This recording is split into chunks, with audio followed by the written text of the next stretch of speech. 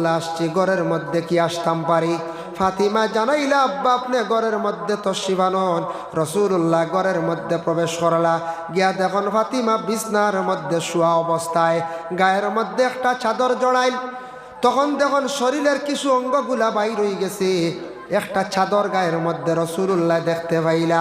আল্লাহর রসুলে ফাতিমার উপর তাকিয়া চাদরটা ওইভাবে টান দিছন, উপর দিক ডাকিছন, ফাও বাহির হয়ে গেছে, ফাও দিকে টান দেন, উপর দিকে আবার বাইর হয়ে যায়।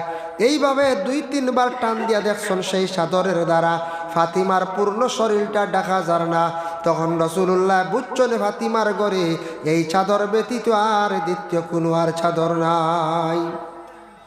মা গো ফাতিমা, তোমার অবস্থাটা কি? বেমারর অবস্থা হচ্ছেন বলে আব্বা তাকে কিছু বালা? বলে আমার দামান আলী কই, বলে আব্বা আইস তাকি 2 দিন আগে গেছন এক জায়গাত খাজে গিয়া, খাজ পাইছেন না, ঘুরিয়ে আসছেন। আজকে আবার খাজার মধ্যে আসছেন, আসার পরে আজকে আবার ঘুরিয়া গেলা, খাজে গেলাম, জানি না কোন সময় আসবা। বলে মা গো ফাতিমা, আলীর ঘরে তোমার জীবনটা কিভাবে কাটিয়া যার বড় বালা। ওই সময় ফাতিমায় জানেন, ইয়া রাসূলুল্লাহ, আব্বাজান আপনারে খাওয়ার যেন বস্তু দিতাম, আলী বাইরে গেছন কাজের মধ্যে, কোন সময় আসবা জানি না, ঘরের মধ্যে তেমন কোনো খারি নাই, সামান্য খাজুর আছে। আল্লাহর রসুলে ফাতিমারে তারপরেও জিজ্ঞাসা করছেন, আলীর ঘরে তোমার জীবনটা কিভাবে কাটের? ফাতিমা তখন উত্তর দিয়েছেন, ইয়া রাসূলুল্লাহ, খুব সুন্দর চলে। সুবহানাল্লাহ, অত কষ্ট গড় খানি নাই। আলী খাজে গেছন, একদিন ঘুরি আইছো, আইজ আবার খাজর সন্ধানে গেছন, গড় তেমন খাওয়ার বস্তু নাই, তবু ফাতিমা স্বামীরে দুষারু পড়ডা না, বাবারে নালিশ দিছেন নি বলে আব্বা খাইতাম পাইয়ার না, হইসলেন? জি না। মুকাশাফাতুল কুলুব ও কিতাব ইমাম গাজ্জালির লেখা ওখানে আনছেন, ফাতিমা দুঃখ প্রকাশ করছেন না, ফাতিমা দুঃখ প্রকাশ করছেন না, হইছেন না, দুঃখ পাইয়ার হানি পাইয়ার না। এর জন্য এটা মা বোনদের মধ্যে আল্লাহ কিছু সবর দান করছে। সবর কর্তা কোনো কোনো জায়গাত কিছু সংখ্যক মা বোনরা নাসব বরি কাজ করে, কিছু সংখ্যক, সব নাই। স্বামী খাওয়াইলে ওইছে না, উড়াইলেও ওইছে না। হ্যাঁ, কিছু সংখ্যক মা বোন হললা মাঝে মধ্যে থাকি যায়, কিন্তু স্বামীর ঘরে জীবনে ধৈর্য ধারণ কর্তা, সবর কর্তা। তবে এখানে হইয়া মা বোনদের আল্লাহ এত সবর বেশি দান করছে, এত সবর দান করছে। যদি সেই সবরটা দিতা না এই মহিলা হলরে আল্লাহ, তাহলে কোনো মহিলা ইলা স্বামীর বাড়ি গিয়ার খাইলা না, রইলা না, তোরা ব্যতিক্রম দল্লন ভালো যাই না, ওইল না হয়ে যায়, ইলা ওইল আনি। অত সবর, অত কষ্ট করে চাইবা কোনো সুরত স্বামীর বাড়ি খাইয়া মরি যায়। এর ফলে সর্বশেষে ফারন্নাতে লাস্টে গিয়া বাবার বাড়ি গিয়া দুঃখ প্রকাশ করে মহিলা হল। এর লাগি ফাতিমার রাসূলুল্লাহ দিনদার ছেলে দেখিয়া আলীর সঙ্গে বিবাহ দিছন। আমরার ওলা কর্তব্য থাকছে গিয়া, আমরার একটা মেয়ে সন্তান বিবাহ দিতে সময় ছেলেটার খোঁজ খবর লাগাইতাম, ছেলেটার মধ্যে দিনদারি আছে বলে কি আছে? ছেলেটা পরহেজগার নি, ছেলেটা নমাজ পড়েনি, ছেলেটা সমাজের মধ্যে গণ্য নি, ভালো মানুষের সঙ্গে সে চলেনি। এইভাবে আমরা সবসময় খবরটা আমরা রাখতে থাকতাম। ওরে আল্লাহর বন্দেগান, 2 নম্বরে থাকছে গিয়া বিশেষ করে আমরা দেখতাম যে এই মানুষ যেগুলা ছেলে যেটা আছে, ছেলেটা কোনো ধরনের নিশাযুক্ত পান করেনি। সে যদি মদ পান করে, ইগর কোনো মহিলা বিবাহ দিলে আপনার মেয়ে, আপনার বাগ্নি, বোন, বাতিজি ই মদ খানেওয়ালার গড় গিয়া সুখ শান্তি পাইত না। মদ খাইয়ালে কিছু টাল হয়ে যায় না, মানুষ যায় কিছু সময় ঠাল হয়ে যায়, মাথায় কাজ করে না, তে মধুরীর গড় কোনো শান্তি নাই। এর লাগে ও জিনিসটা খুব বাসি বা খেয়াল করবা যে ছেলেটা মদ খায়, গাঞ্জা খায় দি, ওটা ধরনের নেশাযুক্ত জিনিস ড্রাগ সেবন করেনি, ওটা খেয়াল করবা। ইটা চাইয়া বিবাহ দিবা, তো সারায় যদি চাই বাসি বা দেখবা মধুরী আর কন্যা হইতা না, ও খাম শেষ হয়েছে, ওই পরে খোঁজ যায়। মদ খানেওয়ালা আর কোনো মেয়ে পাইতা না, অটোমেটিক মদ আস্তে আস্তে উঠি যাইব গিয়া। এই জিনিসটা খুব বেশি আমরা ফলো করতাম। মধুরীর গরক কোনো মহিলা হলে সুখ শান্তি পাইতা না। যার জন্য বিশেষ করিয়া দেখেন, ছেলের খোঁজ খবর লইলাম, মেয়েরও খোঁজ খবর লইলাম। আমরার দেশ কিছু আছে বাঙ্গালি দেওয়া একটা বেমার, বাঙ্গালি দেওয়া এগো বেমার আছে না, লাগাবাড়ি আইয়া জিকাইলাম আনছে আর যা বাঙ্গানি দিই। বাঙ্গানি দেওয়া মানে মানুষের আয়ব তুলিয়া ধরা। মান সাতারা মুসলিমান সাতারাহুল্লাহু ইয়াউমাল কিয়ামা। মানুষের আয়ব যদি তোমার জানা থাকে, দেখিলাইছ বা জানছ, আইবটা লুকাইয়া রাখার চেষ্টা করিও। দুনিয়ার যত আইবরে লুকাইয়া রাখবা, কিয়ামতের দিন আল্লাহ তোমার বড় বড় আইবটারে লুকাইয়া রাখবা। তবে কিছু হওয়ার অধিকার আছে, হইতে পারবা। যদি দেখুন কোনো মেয়ে যদি শরীয়ত বিরোধী কাজ করে, কোনো ছেলে যদি দেখুন শরীয়ত বিরোধী কাজ করে, তাহলে আপনি কইতে পারবা আমি দেখছি ওই ছেলের মধ্যে ওই অভ্যাস, ওই মেয়ের মধ্যে ওই অভ্যাসটা আছে। এইভাবে আপনি কইতে পারবা। নতুবা কোনো অবস্থায় বাঙ্গানি দিয়ে আপনি আইব তুলিয়া গুনাগার হইতা না। আইব তুলা গুনাগার, গুনার খাপ। আমরার দেশ কিছু মানুষে বাঙ্গানি দিয়া বিয়া নষ্ট করিলেন, করন্যা নিলা বাঙ্গানি দিন লাগাবাড়ি যে জিজ্ঞাসা করলা বালা হকা যদি দেখো ছেলে মদ পান করে বলে এমনি বালা, তবে বাজার আটে মানছে কোন ছেলেটা মদ খায়, ইকান লুকাইতা না, শরীয়তর বাড়া কাম করতে না। মেয়ে এমনি বালা, চলাফিরা সবটা ঠিক আছে দেখছি, তবে দেখছি কোনো সময় একলা একলা ঠাউনো ঘুরি, ইকান কইতে পারবা। একলা একলা ঠাউনো যদি ঘুরে বুঝা যাইব নাই মেয়েগু হাত ছাড়া আউরি ঘুরে, তখন বেটা বুঝি লইব বাইরে টাউন মাড্ডা ফুড়ি আউরি এলাম না, কইবেন না কইছে ও মানছে বুঝি লইবা। এই ধরনের জিনিস যেটা শরীয়তর বাড়া, মহিলা হল একা অবস্থা চলতা না, শরীয়ত নিষিদ্ধ। পুরুষ চলতে পারবা, মহিলা একা অবস্থা চলতা না, লগে একজন পুরুষ থাকতো, বাই থাকক বাবা থাকক বা শ্বশুর আসন ছেলের বউর লগে এইভাবে নিজর জামাই এইভাবে লইয়া মার্কেট কুটুম বাড়ি ডাক্তারের কাছে যাইতা, আউরি চেষার লগে না, আউরি একলা না, এটা নিষিদ্ধ আছে। ব্যক্তিগত হিসাবে একলা চলতা না, এটা মহিলা অকলার লাগে নিষিদ্ধ। এর জন্য আল্লাহ পাক রব্বুল আলামিনে ঘোষণা করেন, ইয়া আইয়ুহান নাস ইত্তাকু রাব্বাকুমুল্লাযী খালাকাকুম মিন নাফসিন ওয়াহিদা। আল্লাহ কি জানাইছেন, কি কইছেন, এই আয়াত যেটা আছে ইমাম সাহেব হলে বিয়ার খুতবাত পড়াইন, যেই সময় ছেলেও দেখা হয়ে গেল, মেয়েও দেখা হয়ে গেল, বিবাহের দিন ধার্য করা হয়ে গেল, বিবাহর টাইম ঠিক করা হয়ে গেল, এখন বিবাহ পড়ানি হইতো বলে কোন সময়, একটা সময় দেওয়া হয়ে গেল। আপনার তরিবা মেসাবে বলে বিয়াউয়া পড়াইলে কিছু মেসাবের সাহায্য করেন আল্লাহ হস্তে দিননি, নাই বলো মাতে বুঝার নাই না। আমি আপারা সঙ্গে আসলাম, গিয়া দেখলাম মেসাবে অত মেহনত করিয়া ইয়া বিয়া পড়াইন, জামাইয়ের পক্ষ থাকি হোক মেয়ের পক্ষ থাকি হোক লুঙ্গি এখান দিন বা কাপড় দিন, গামছা এখান দিন, একটা পয়সা দিন বলে কেন জানুন, আমরা হাজিরও তো দিই নেন 2,500 টাকা। আর মেসাবে বুঝাইতে মেইন কাম করছো, উকিল সাক্ষী অকল লইয়া মেসাব অকলার খুশ করন, মানে কিতাল লাগি বলে মেসাব বহুত মেহনত করছেন, বিবাহ গান পড়াইছন, 10,000 টাকার বিয়ার সাজ লইছন, লগে লঙ্গি এখান লইলে 300 টাকা জানদর নিব নখন যায়। জি না, মেসাবার মন কত খুশ হইব না নখন যায়। মেসাবে ও আমসা ছাড় পারি জলদি বলে নাই নো বিয়া লাগলো লঙ্গি মিলে কইবাই না কইন, বিয়া লাগলেও পাঞ্জাবির মোটামুটি মিলে। হয় ও হামসা খালি ইমামতি লাগে কিছু মেসাবল হয়তো ইচ্ছুক হয়ে যেতে পারো, ও মেসাবে গিয়া বাইরে গিয়া গল্প করবা, ইয়া হামসা আমি বিয়া পড়াইছি 5 খান, আমার জীবনে 5 টাকা পড়াইছি, বাইরে জায়গাত আছে। আমরা ই নামে দিতে সময় কিছু বহিল করি, এটা দেওয়া ফরজ না সুন্নত না, এটা আমি কই আর নিজে একটা মুনাসিব করা। আপার আসাম তারা এটা জামাইয়ের পক্ষ থাকি বা মেয়ের পক্ষ থাকি একটা হাদিয়া করেন মেসাবরে, যেহেতু মুন্সি বিবাহ পড়াইছে, এটা হিসাবে আমরা জারি থাকতো, 1000 টাকা এমনি বিয়াত খরচ হয়। যার জন্য বিশেষ করিয়া মাহতারাম হাজিরিন কেরাম দেখেন, আপনার আমার বিবাহর দিন ধার্য হয়। এখন আমরার দেশ বেশিরভাগ বিবাহর দিন ধার্য রবিবারে, অফিস আদালত বন্ধ, জাইজ আছে না জাইজ না, রবিবারে বেশিরভাগ বিবাহর দিন ধার্য হয় না, ধার্য হয়। তবে বিবাহর দিন ধার্য করা ভালো হইল গিয়ে শুক্রবার আর সোমবার, এই 2 দিনের মধ্যে বিবাহর দিনটা ধার্য করা হইল গিয়া বেহতর বালা, বালা হওয়া হয়েছে বলে করাও লাগবে, ইলা কোনো মাত নাই বালা। যার জন্য বিশেষ করিয়া সোমবার দিন হোক শুক্রবার দিন, যেই সময় বিবাহর ঠিক সময় ইমাম সাহেব খুতবা পড়ায়, ইয়া আইয়ুহান নাসু তাকু রাব্বাকুমুল্লাযী খালাকাকুম মিন নাফসিন ওয়াহিদা। ইয়া আইয়ুহান নাস, ও মানব জাতি, ও আমার বন্ধুগণ, ইত্তাকু রাব্বাকুমুল্লাযী খালাকাকুম, তুমি ডরাও ও তোমার আল্লাহরে, যে আল্লাহ তোমার সৃষ্টি করছেন। খালাকাকুম মিন নাফসিন ওয়াহিদা, সর্বপ্রথমে আল্লাহ পাক রব্বুল আলামিন একজনটা সৃষ্টি করছেন। ও খালাকা মিনহা যাওজাহা, এইটা কি আরেকজন আল্লাহ সৃষ্টি করছেন।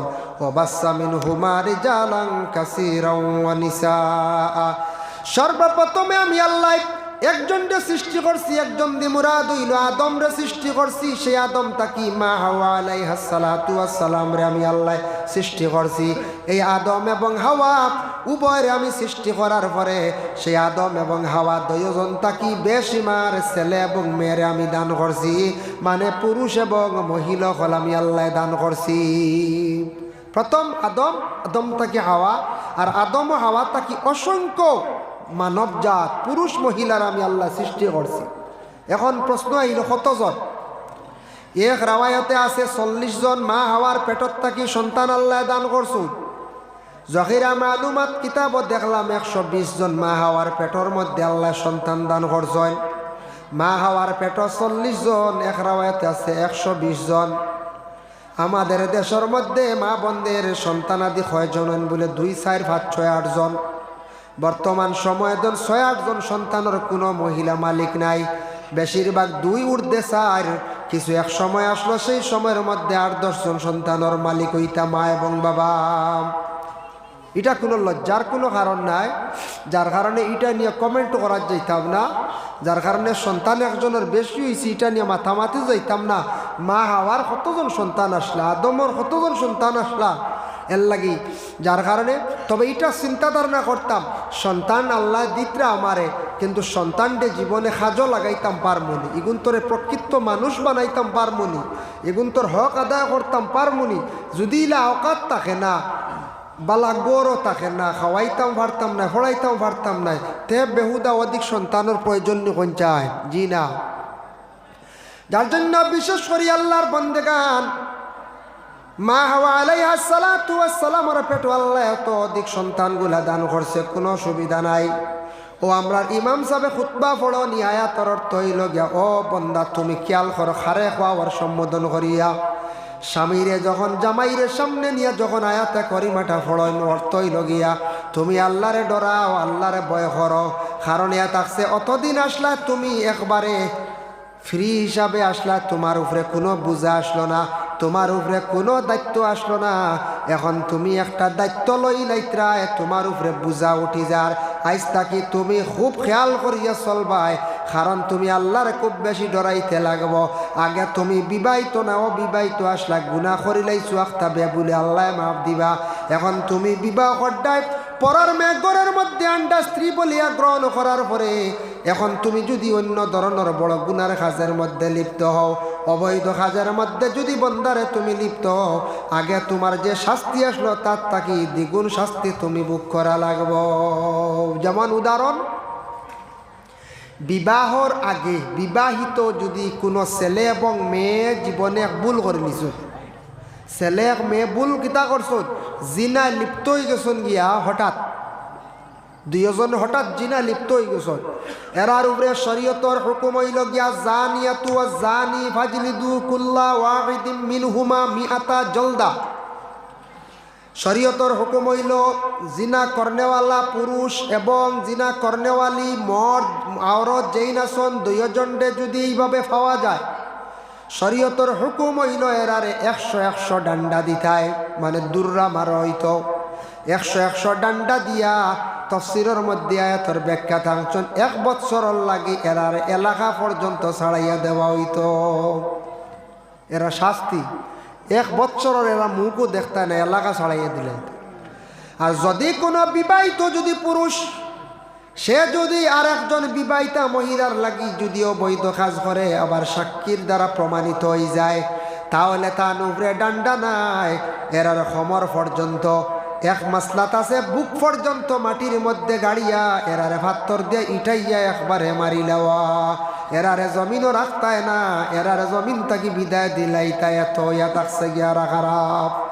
এর লাগি তুমি হুশ করো, ডরাও, আল্লাহরে ভয় করো। আগে তুমি বন্দারে অবসর আসলাই, তোমার উপরে কোনো বোঝা আসলো না, জিম্মা আসলো না।